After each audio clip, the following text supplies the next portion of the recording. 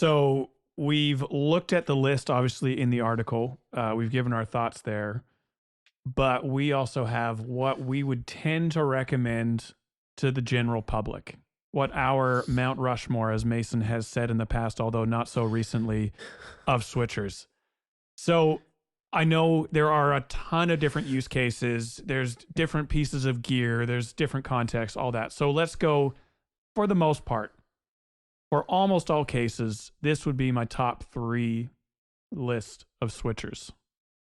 Anyone want to start us off? I know this is a high pressure situation here. My heart's beating. I'm getting a little dewy, but Brian. I can do it. My number 2 slot is going to be a shared spot because I have a little reason for it, and I'll explain it too. So number 1 for me is going to be the PBC 10 for me, just because by RJM. Sorry, PBC 10 by RJM. And the reason for it is just the layout and the connectivity and the jacks and just how everything works really well together. The 2 insert loops, the parallel series routing from 7 to 10, stereo out, isolated out jacks. There's a lot of cool options. It has a MIDI clock. Not that I ever used it, but I have seen people use it and it's really cool. So that would definitely be my number 1, especially for a solid, just solid overall construction of a unit. Stepping on it too feels very sturdy. So that would be my first. My second is a shared one. It is a shared between the PBC6 and the Atom by G3 from GigRig. The reason I say that is because we dove in a little bit of it, is they're both really great units. They both, especially the G3S, the new version where they did do like a web app or something. So you can do, if you're doing editor stuff, you can go and label the scribble strips and stuff and actually program commands like PC and CC commands. So it is a really cool unit. I don't want to dog on GigRig because they are great. Dan makes really great stuff. He's a very kind guy. And I know that we don't have to base our buying stuff off of how people, if they're kind or not, but it's a very cool unit to be able to mess with. Has a built-in tuner, parallel and series. I did this crazy wet dry wet board. I think it was a wet dry wet board. Yeah, it was a wet dry wet, and he also had one of their wetter boxes. How I had to route it was in 2 of the loops of the G3S, the big version, and then he was able to blend different pedals that he routed in. It was this whole crazy thing. It was really cool. So between that and the PBC6, which I'm significantly more familiar with, and the editor I recommend to everyone, and I've gotten a lot of guys like Stu G and Brian Carl on these types of units because they're just really handy. So those are definitely my 2 go-tos. If you're very much editor, song, set list, preset song and set list, the RJM is always my go-to. If you're more I want to be able to push on the fly, Andy Timmons is very much a GigRig guy, because if you know his workflow, he wants to be able to push, bend down, push on a button and go. He's not worrying about MIDI. So those are my 2 for that. My final one would definitely be the GigRig, the QMX, the Quartermaster, honestly. Okay. I love the Quartermaster. Which is more basic. You have the Quartermaster as you do at your studio, and we got to play on it this week while we were visiting, and it's awesome. I love the capability of where you can push the button on the back, and it'll jump from switch 1, turn off switch 1, and turn on switch 2. That's a really cool feature. It's very simple. There's no MIDI. There's no programming that you really have to do except that push button on the back. They're soft and quiet, super slim profile, and it comes in all sorts of, 2, 4, 6, 8, 10, and 12. Tons of options. MIDI, not MIDI. 1 power in, sides in and out on the sides. There's a lot of units you'll see that they actually have power jacks in between the loops. I was never a fan of that kind of stuff, so it's really cool that they didn't do that. So those aren't isolated either. You're talking about that one control. The one control one. Yep. Yeah. So stuff like that. It was cool to see that one come out, and just it's also how clean the unit is. It's very cool. Very reliable as well. The switches are really nice. Feels really it's nice. Unbreakable.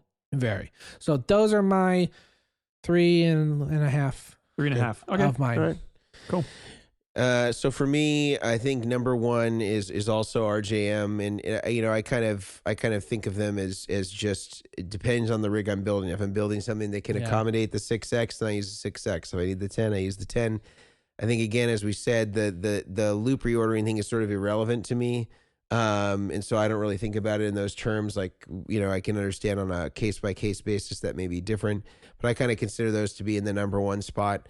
I think for me, number two spot is the Musicom Lab stuff. I think that's also really great. I think it's incredibly well built. I think the features are great. I think the buffers sound great. I think they're very smartly designed. I think that the biggest drawback for me is maybe, and I haven't looked at the newest software, but the software seemed like a little bit less maybe intuitive for me than the RJM stuff did, but it could have just been that I'm more familiar with the RJM, so I understood their framework a little bit better. And then I'd say, 3 is also kind of a tie for me. I mean, I think in some ways, if you were going with like if you need around 6 loops, I would say the switchboard is a really great product for the price. Yeah. I would prefer that over the ES5, but I do think if you need larger number of loops, then the ES8 could be another great contender in that spot. It's affordable. It does a lot of stuff. It's a relatively good size. I think it fits pretty well with a lot of, it's not imperfect. It doesn't fit with every plug out there, but I think they're still fairly good for what they are. And I would say those are my picks. I hate being unoriginal, but I'm also going to put RJM in my top spot. Oh. Yeah. I'm sorry, guys. I was trying to think like, man, could I justify it? I got to do it. So RJM would definitely be up there as well. Number one spot, whether it's the 10 or the 6, I kind of like what you said. It depends on the board. Yeah. Depends on the context. Yeah. And the cool thing, even about the 6 that we haven't talked about here, and Ron mentioned the last time we were on, is that you can use the send only, and you can then flip your signal into parallel. You'll need an additional mixer to bring it back down again, but it has some little tricks up its sleeve, and it's still reorderable. And so there's some really cool things you can do with the 6. So RJM is at the top spot. A lot of that has to do with the MIDI implementation and the app. RJM would be there. I kind of want to break the rules, if you will permit me. Oh no. On number 2. And number 2, again, because of MIDI implementation in the app, is going to be, let's say, a basic switching rig with MIDI would be like an MC6 Pro and an ML5, or an MC6 Pro and a 10X, or even an RJM MegX, which is a reorderable MIDI controlled only. And so I think Morningstar has done what no other company has yet, as far as they have made an app, a way to program their MIDI controllers that is not intimidating, or less intimidating than even RJM. So I think they've done a great job on the software. They also have it, I think it's iOS, right, too? I think with like a Bluetooth adapter you can program a WIDI device. Yeah, WIDI device. A wireless MIDI thing. It's a little bit cumbersome to program, but I think once it's hooked up to your phone, so once you've done the initial program, you can do it on your phone as well. But yeah, even then, I mean, I kind of expect to plug into my computer, and I like doing it that way. But yeah, I think the Morningstar is a great environment.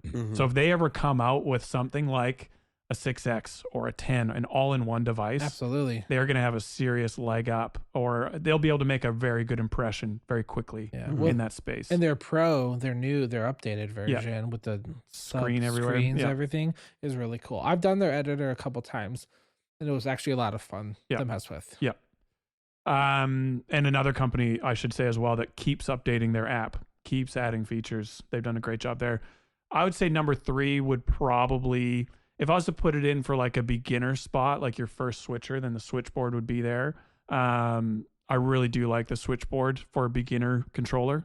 Definitely would not recommend it for someone that's more into advanced stuff. It just doesn't have a feature set. But for a entry-level switcher, that's awesome. Price, features, reliability, it's great.